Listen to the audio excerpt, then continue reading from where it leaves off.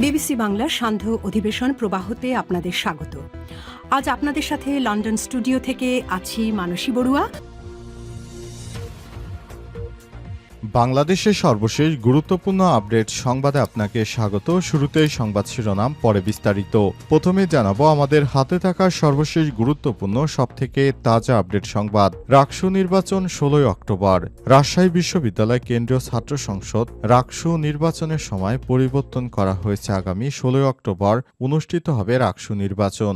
আজ 7:30টার দিকে রাকসু প্রধান নির্বাচন কমিশনার অধ্যাপক এফ নজরুল ইসলাম স্বাক্ষরিত এক সংবাদ বিজ্ঞপ্তিতে বিষয়টি জানানো হয়েছে। এরপর জানাবো আগামী নির্বাচনে 150 আসনে জয় পাবে এনসিপি, বললেন নাসির উদ্দিন পাটোয়ারি। আগামী জাতীয় নির্বাচনে জাতীয় নাগরিক পার্টি এনসিপি কমপক্ষে 150 আসনে জয় পাবে বলে দাবি করেছেন দলটির মুখ্য সমন্বয়ক নাসির উদ্দিন পাটোয়ারি। আজ নির্বাচন কমিশন ভবনের প্রধান নির্বাচন কমিশনারের সঙ্গে এনসিপির প্রতিনিধি দলের বৈঠক শেষে সাংবাদিকদের এই কথা জানান তিনি। এদিকে কুয়েটে সংঘর্ষের 7 মাস পর 5 শিক্ষার্থী বহিষ্কার, 32 জনকে সতর্ক। খুলনা প্রকৌশল ও প্রযুক্তি বিশ্ববিদ্যালয় কুয়েটে সংঘর্ষ ও শিক্ষক লাঞ্ছনার ঘটনায় 7 মাস পর জড়িত থাকার অভিযোগে 5 শিক্ষার্থীকে বহিষ্কার করেছে কুয়েট। এছাড়াও 32 জনকে সতর্ক করা হয়েছে। এবারে জানাবো পদোন্নতি পেয়ে এএসপি হলেন 39 জন পুলিশ কর্মকর্তা। পুলিশ পরিদর্শক নিরস্ত্র পদে কর্মরত 39 জন কর্মকর্তাকে পদোন্নতি দিয়ে সহকারী পুলিশ সুপার করা হয়েছে। আজ স্বরাষ্ট্র মন্ত্রণালয় থেকে জারি করা এক প্রজ্ঞাপনে এই তথ্য নিশ্চিত করা হয়। এবং সর্বশেষ জানাবো বিএনপিতে যোগ দিলেন মাসুদুজ্জামান মাসুদ। বাংলাদেশ জাতীয়তাবাদী দল বিএনপিতে যোগ দিয়েছে নারায়ণগঞ্জের বিশিষ্ট ক্রীড়া অনুরাগী মাসুদুজ্জামান মাসুদ। আজ রাজধানী নয়াপল্টনে বিএনপির কেন্দ্রীয় কার্যালয়ে দলটির সিনিয়র যুগ্ম মহাসচিব অ্যাডভোকেট রুহুল কবির রিজভীর হাতে ফুলের তোড়া দিয়ে বিএনপিতে যোগদান করেন তিনি। পরে রুহুল কবির রিজভীর হাত থেকে সদস্য পদ গ্রহণ করেন। এ সময় নারায়ণগঞ্জ জেলা বিএনপি নেতাকর্মীরা উপস্থিত ছিলেন তার সঙ্গে। প্রিয় দর্শক, এতক্ষণ শুনছিলেন সংবাদ শিরোনাম, এবারে বিস্তারিত। তবে তার আগে বন্ধুরা অনুরোধ থাকবে এই সংবাদটিতে একটি লাইক দিন। এই চ্যানেলে আপনি নতুন হয়ে থাকলে আমাদের সংবাদটি দেখতে দেখতে চ্যানেলটি সাবস্ক্রাইব করে রাখুন। কমেন্ট করে বন্ধুরা আপনার মূল্যবান মতামত জানিয়ে দিন আপনি বিশ্বের কোন দেশ থেকে বা বাংলাদেশের কোন স্থান থেকে আমাদের সংবাদটি দেখছেন এবং শুনছেন। আর বন্ধুরা এই সংবাদটি আপনার সোশ্যাল মিডিয়া ফেসবুকে শেয়ার করে বন্ধুদেরও দেখার সুযোগ করে দিন। এবারে বিস্তারিত। রাকসু নির্বাচন 16 অক্টোবর।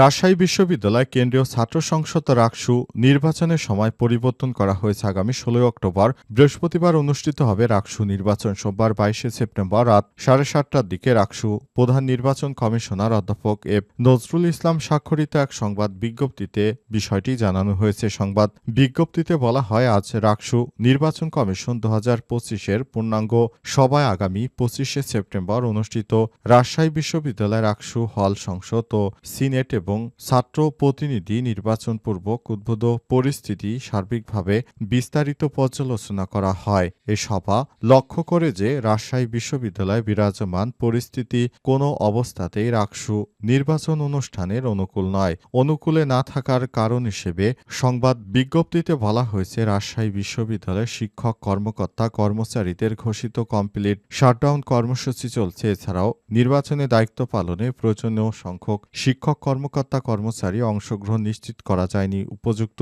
বিবেচনায় রাকসু নির্বাচন উৎসবমুখর, অংশগ্রহণমূলক ও সুষ্ঠুভাবে পরিচালনা করার স্বার্থে কমিশন আগামী 25 সেপ্টেম্বরের পরিবর্তে আগামী 16 অক্টোবর রাকসু নির্বাচন অনুষ্ঠানে সর্বসম্মত সিদ্ধান্ত গ্রহণ করা হয়েছে।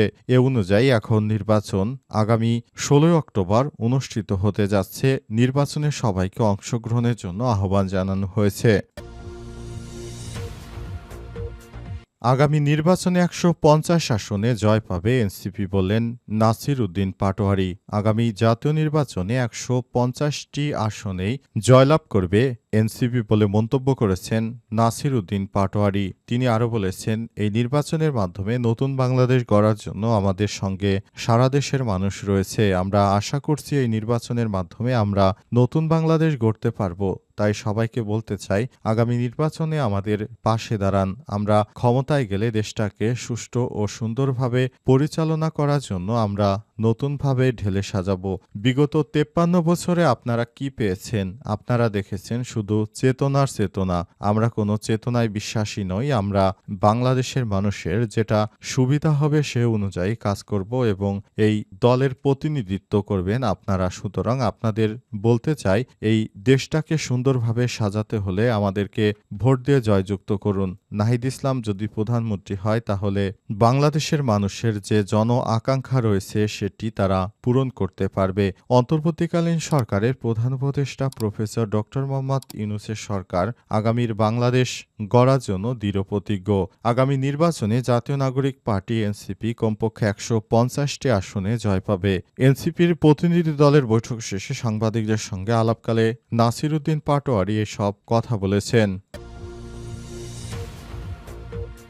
কুয়েটের সংঘর্ষের ৭ মাস পর ৫ শিক্ষার্থী বহিষ্কার, ৩২ জনকে সতর্ক।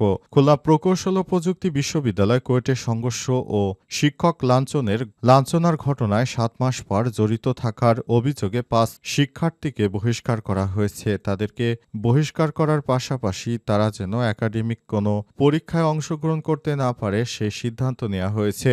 জানা গেছে বিগত সময় তারা নানাভাবে সমস্যা ক্রিয়েট করছিল। এ কারণে তাদের বিরুদ্ধে এই ব্যবস্থা গ্রহণ করা হচ্ছে। অন্তর্বর্তীকালীন সরকারের প্রধান উপদেষ্টা দায়িত্ব গ্রহণ করার পর যারা বিগত সময়ে বিভিন্ন দেশে এসব ষড়যন্ত্র করছিল, এদেরকে প্রতিহত করতে হবে। তা না হলে নতুন বাংলাদেশ গড়া যাবে না। তাই যারা ফ্যাসিবাদকে সর্বোচ্চ সহযোগিতা করেছিল তাদের বিরুদ্ধে গিয়ে কাজ করতে হবে বলে অন্তর্বর্তীকালীন সরকারের প্রধান উপদেষ্টা প্রফেসর ডক্টর মোহাম্মদ ইউনূস জানিয়েছেন। তাই নতুন বাংলাদেশ গড়ার জন্য তার নেওয়া পদক্ষেপ অনুযায়ী দেশের মানুষকে সুষ্ঠু ও সুন্দরভাবে আগামীতে একটি ভালো বাংলাদেশ গড়ার জন্য সবকিছু করতে হবে। গত 18 ফেব্রুয়ারি ছাত্র রাজনীতি বন্ধের দাবি নিয়ে দ্বন্দ্বের জেরে কুয়েটের ছাত্রদল নেতাকর্মী ও বহিরাগতদের সাধারণ শিক্ষার্থীদের সঙ্গে সংঘর্ষ হয়। এরপরই কুয়েটে এই বহিষ্কারের ঘটনা ঘটল। পদোন্নতি পেয়ে পুলিশের এএসপি হলেন ৩৯ জন পুলিশের কর্মকর্তা। পুলিশ পরিদর্শক নিরস্ত্র পদে কর্মরত ৩৯ কর্মকর্তাকে পদোন্নতিতে সহকারী পুলিশ সুপার করা হয়েছে। আজ স্বরাষ্ট্র মন্ত্রণালয় থেকে জারি করা এক প্রজ্ঞাপনে এই তথ্য জানানো হয়েছে। প্রজ্ঞাপনে বলা হয়েছে, পদোন্নতিপ্রাপ্ত কর্মকর্তারা যথাযথ কর্তৃপক্ষের মাধ্যমে সিনিয়র সচিব স্বরাষ্ট্র মন্ত্রণালয় বরাবর যোগদানপত্র দাখিল করেন। জনস্বার্থে জারি করা আদেশ অবিলম্বে কার্যকর করা হবে। পদোন্নতি প্রাপ্তদের তালিকা দেয়া হলো।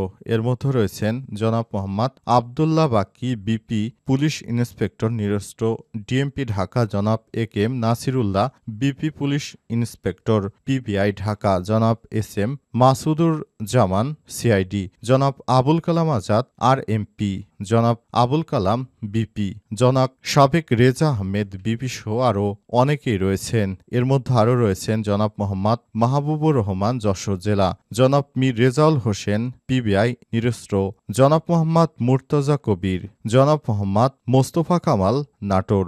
এছাড়াও আরও অনেকেই রয়েছেন। তাদেরকে এই পদোন্নতি অর্থাৎ তাদের জন্য সুপারিশ করা হয়েছে। তাদেরকে এখন পদোন্নতি দেওয়ার ফলে তাদের বেতনও বৃদ্ধি করা হবে।